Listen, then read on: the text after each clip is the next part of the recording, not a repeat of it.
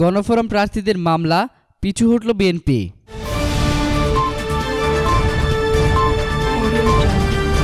একাদশ জাতীয় সংসদ নির্বাচনে ভরাডুবির পর অনিয়ম ও কারচুপির অভিযোগ এনে নির্বাচনী ট্রাইব্যুনালে মামলা করার ঘোষণা দিয়েছিল বিএনপি নেতৃত্বাধীন জাতীয় ঐক্যফ্রন্ট। আজ মামলার সময় শেষ হচ্ছে।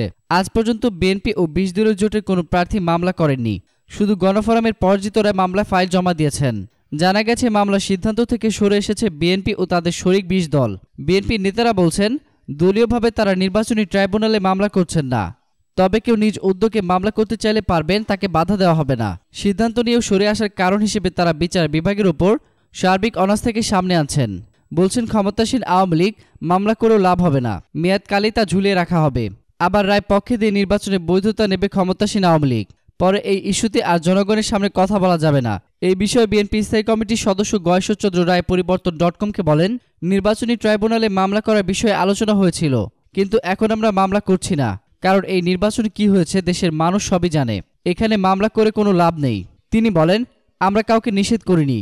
নিজ উদ্যোগে কেউ মামলা করতে চাইলে পারবেন। বিএনপি সহদপ্তর সম্পাদক তাইফুল ইসলাম টিপু পরিবর্তন.কমকে বলেন, নির্বাচনের অনিয়মের চিত্র আমাদের হাতে আছে, কিন্তু বিচার বিভাগের ওপর আমাদের কোনো আস্থা নেই।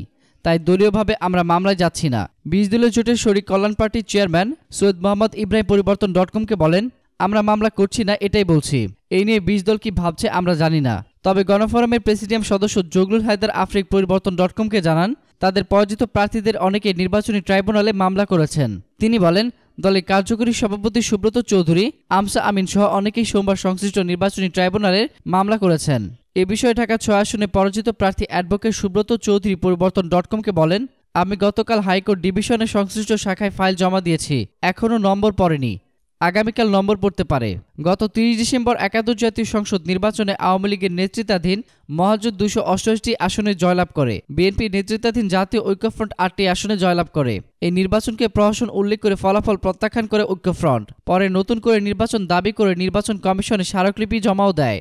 এরই মধ্যে গত ৩ জানুয়ারি রাজধানী গুলশানে বিএনপি চেয়ারপারসনের কার্যালয়ে প্রার্থীদের এক বৈঠকে নির্বাচনে ভোটের অনিয়ম ও কারচুপি নিয়ে নির্বাচনী ট্রাইব্যুনালে মামলার সিদ্ধান্ত হয়। এতক্ষণ ফ্রিকি নিউজের সঙ্গে থাকার জন্য আপনাদের সবাইকে ধন্যবাদ।